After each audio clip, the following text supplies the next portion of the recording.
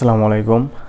আজকে আমরা ভর কেন্দ্রের কিছু গুরুত্বপূর্ণ সমস্যার সমাধান করব।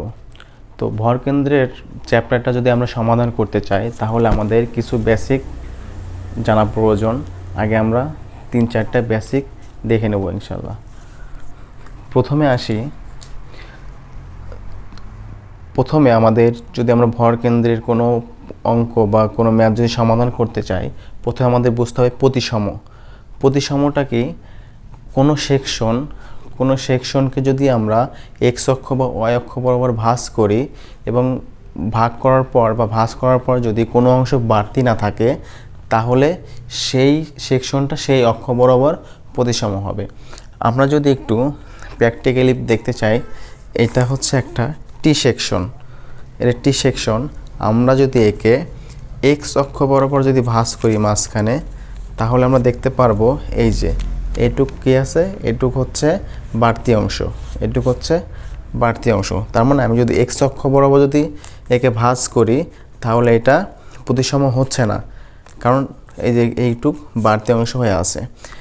ঠিক এটাকে যখন আমরা এক্স ওয়াই অক্ষ বরাবর যদি আমরা মাঝখানে ভাঁজ করি, ওয়াই অক্ষ বরাবর যদি মাঝখানে ভাঁজ করি তাহলে আমরা দেখতে পারবো এটা কোনো অংশটাই ফাঁকা থাকে না, একটার সাথে একটা সুন্দরভাবে মিলে যাবে। তার মানে এটা হচ্ছে ওয়াই অক্ষ বরাবর প্রতিসম।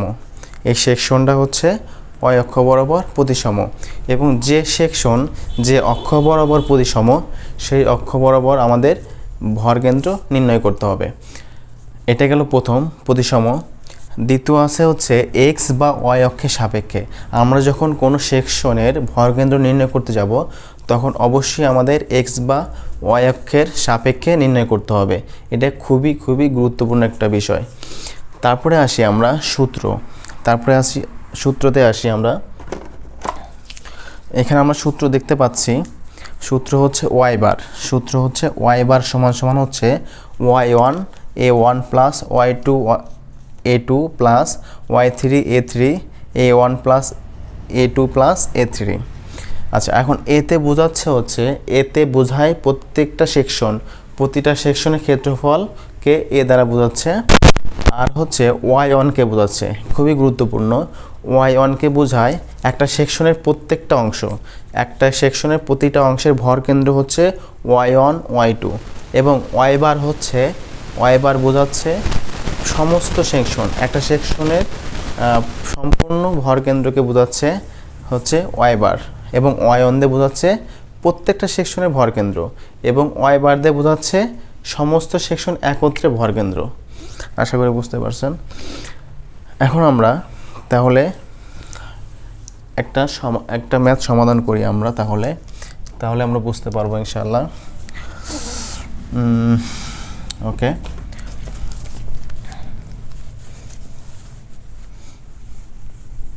আচ্ছা, এখানে আমাদের দেখতেছি একটা টি সেকশন আছে। এটা আমাদের একটা টি সেকশনের এটা হচ্ছে একটা অংশ।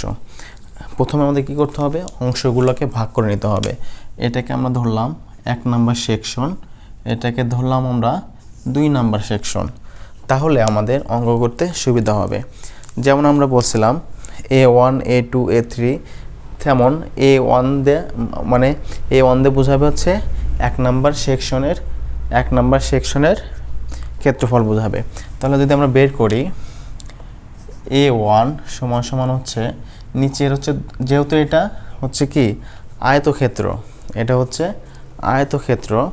আয়তক্ষেত্রের ক্ষেত্রফল হচ্ছে দৈর্ঘ্য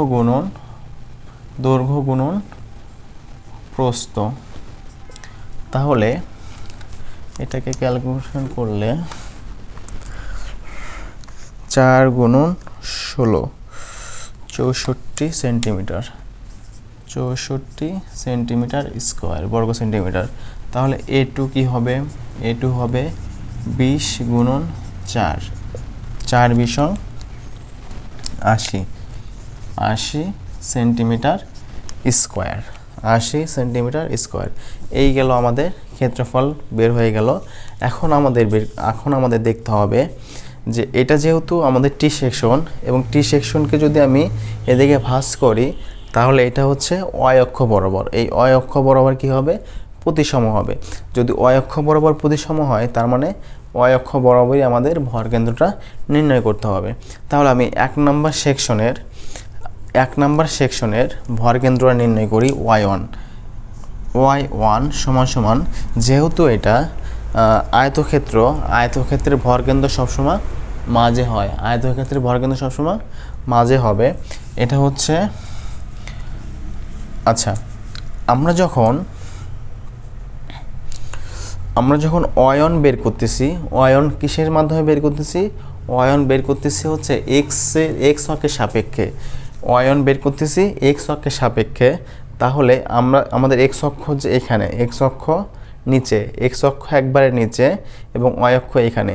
আমি যখন অয়ন বের করব তার মানে অয়ন বের করব কার সাপেক্ষে?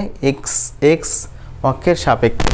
তাহলে আমি যদি এক্স অক্ষের সাপেক্ষে যদি এটা ভাগ করি তাহলে 16কে ভাগ করলে হবে হচ্ছে 16/2 8 সেন্টিমিটার। এখন y2 হবে হচ্ছে y2। এটা একটা খুবই একটা গুরুত্বপূর্ণ বিষয়, এটা আমাদের একটু জানতে হয় ভালো করে। অক্ষের সাপেক্ষেটা আমাদের একটু ভালো করে বুঝতে হবে। যেহেতু আমরা ওয়াই বের করতেছি, ওয়াইটা সবসময় আমাদের কিসের সাপেক্ষে? এক্স অক্ষের সাপেক্ষে বের করতে হবে। যখন আমরা y2 বের করতেছি বা এই 2 নাম্বার সেকশন, আমাদের বুঝতে হবে আমরা কিন্তু এক্স অক্ষের সাপেক্ষে, এটা খুবই গুরুত্বপূর্ণ একটা বিষয়। আমরা এক্স অক্ষের সাপেক্ষে বের করতেছি। তাহলে আমরা কিন্তু এইখানে আছি, আমরা আছি কোথায়? নিচে। আমরা আছি হচ্ছে কোথায়? আমরা আছি হচ্ছে এইখানে এক্স অক্ষ বরাবর আছি, আমরা আছি এক্স অক্ষ বরাবর। কিন্তু আমাদের সেকশনটা হচ্ছে আরও উপরে। কত উপরে? এটা হচ্ছে 16 সেন্টিমিটার উপরে আমাদের 2 নাম্বার সেকশন। তাহলে আমি কিন্তু সরাসরি এই সেকশনকে 2 ভাগে ভাগ করে দিলেই এটা হচ্ছে ভরকেন্দ্র পাবো না। তার মানে আমি যদি এখানে যাইতে চাই তাহলে আগে আমাকে কী করতে হবে? 16 সেন্টিমিটার যাইতে হবে। আমি কিন্তু আবার বলতেছি অক্ষের সাপেক্ষে এই কথাটা খুবই গুরুত্বপূর্ণ। আমরা যখন ওয়াই বের করব তখন কিসের সাপেক্ষে? এক্সের সাপেক্ষে। আমরা এক্সের সাপেক্ষে যখন 2 নাম্বার সেকশন বের করব তখন আমরা আছি এইখানে, এইখান থেকে যখন আমরা এখানে যাব তার মানে আমাদের কি 16 সেন্টিমিটার যাইতে হবে। 16 সেন্টিমিটার যোগ 4/2। তাহলে এটা কত হচ্ছে?